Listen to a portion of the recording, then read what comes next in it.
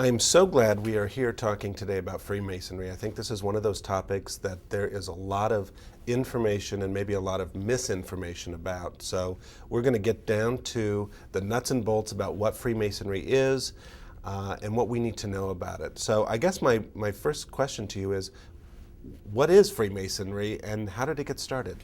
That's a wonderful question, and the truth is, Freemasonry itself doesn't understand its own origins. It's probably the only organization in the modern world whose founding is truly shrouded in a kind of mystery. There are no records telling us exactly when Freemasonry began. In our culture today, we're very accustomed to things being written down somewhere. You can go to Google, you can go to the New York Times, you can go to a reference library, you can use resources online. We have nothing to point to in terms of Freemasonry's origin. What we have are theories, we have some diaries, we have some early lodge records. They don't go back very far, but in essence, we can say that Freemasonry at its founding was an esoteric religious organization. It embraced occult symbols and ideas as codes for ethical development. It was secretive. There were people, both in Europe and in the American colonies, who were very highly placed in those societies who were Freemasons. For example, in our own society, that includes people like George Washington and Benjamin Franklin. Freemasonry was quite influential at America's founding, not only because of its associations, but because it was an ecumenical organization. It was a religiously tolerant organization, and that informed how some of those ideas helped enter the American firmament. Now, that's the past. Today, I don't think there are any mysterious associations with Freemasonry. It's a charitable, fraternal order. It still maintains some secrecy, but the truth is it's really a fraternity, a civic brotherhood in our time. What are some of those theories about the origins of Freemasonry? A very popular theory that has been passed around for the past 2 decades is that Freemasonry has its origin in an organization called the Knights Templar. Now, this is one theory among others. The Knights Templar was a medieval order of knights under the control of the papacy, and the Knights Templar fought in the Crusades. Now, from what we understand, the Knights Templar was a relatively large group. There were 15 to 20,000 members. It was a powerful group. They had many armed knights within their organization, and at one point they occupied what is today called the Temple Mount in Jerusalem, or the site of King Solomon's original temple. And they were also a wealthy organization, apparently. They made loans to people. They protected the trafficking of money and different forms of currency across different borders during the Crusades. But eventually, the Western powers lost the Crusades. Jerusalem was overtaken by the Turks, and the Western powers were in retreat.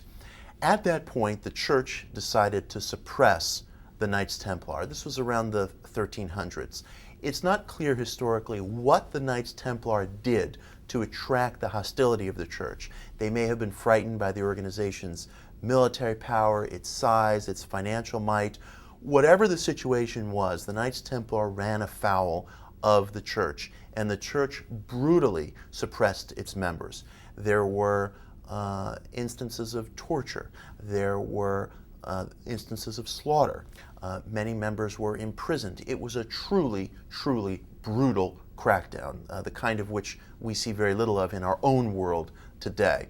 Now, some of the Knights Templar may have fled. There is a theory that there were 2 ships containing Knights Templar that fled to Scotland, where they existed underground for a couple of hundred years. There are buildings in Scotland, specifically Roslin Chapel, which is a famous place today, where you will find carvings that are suggestive of Freemasonic symbols and Knights Templar symbols. So some historians began to piece all this together and figure out that Scotland would have been a prime location for the Knights Templar to flee to. It wasn't a place that was under papal control.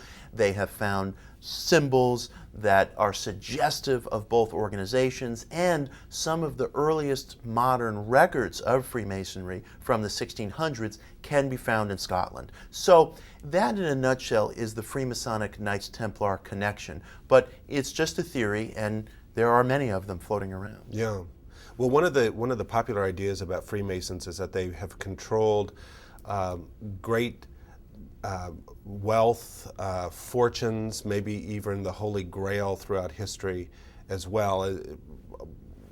Where do we get those notions, and do you think there's any truth to those? Well, Freemasonry attracts a lot of theories, a lot of speculation, a lot of imagination, because it was a secretive order from its founding, and there may have been very good reasons for it to have been secretive at one time. There was tremendous religious conflict in Europe during the period of the Protestant Reformation in the 1500s and the 1600s in particular. Protestant and Catholic forces went to war. That was the 30 Years' War, and there were the society was torn apart by conflict between Protestant and Catholic forces. So, if a group of merchants, scholars, businessmen decided to get together and form Freemasonry as an organization that could exist outside of papal control, as an organization that was ecumenical, that was relatively religiously tolerant, there was very good reason to be secretive. If you ran afoul of church authorities or government authorities, you could be killed. So their origins were kept secret probably for reasons of survival. It was a necessity at the time. But because of that, and because Masonry has had many influential members, it has spurred people's imaginations. It has sparked conspiracy theories. Hence, today, you have these different ideas about Freemasonry being a hidden hand behind banks or wealth or foreign policy. I take a brighter view of Freemasonry. I think here in our country, in the United States, Freemasonry was a terrific force for religious toleration, for ecumenism. Freemasonry was an organization that claimed some of our founding fathers and many of our presidents among its membership. And the fact is, Freemasonic lodges, at least in principle, were supposed to be open to all people of any monotheistic faith. So if you were willing to represent that you were monotheistic, whatever your strain of religion was, and most people at that time would have been Christian, but whatever your strain of religion was, according to Masonic principles, you could become a lodge member. That was a very, very radical thing in the days of the American colonies. There was a British Freemasonic lodge that gave a charter to free men of color here in the United States just before the Revolutionary War, and that lodge is today called Prince Hall Freemasonry. That was an African-American Masonic lodge. Freemasonic lodges, and this could change from region to region, but in principle they were supposed to be open to Jewish members. And George Washington, very early in his administration, wrote a very encouraging letter to a synagogue in Rhode Island saying that the members of your synagogue are not just guests of our new republic, but you are actually full-fledged citizens. We're not looking at you in terms of toleration. We're looking at you as people who have a seat at this table. Those were Freemasonic principles. So there were a lot of different influences bubbling up in America during the War of Independence. You had influences from the Enlightenment, you had influences from the Reformation, and you also had influences from Freemasonry. So my feeling is that here in the United States, Freemasonry has historically been a force for religious toleration. So I don't view it in any dark way at all. I think it's been a very positive organization in our history.